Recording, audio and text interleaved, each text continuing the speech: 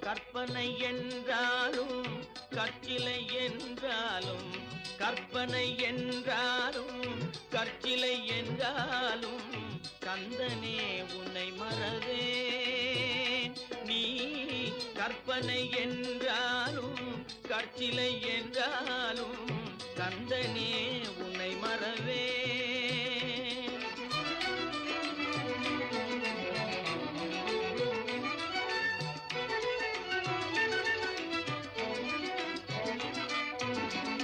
அற்புதமாகிய அருள் பெரும்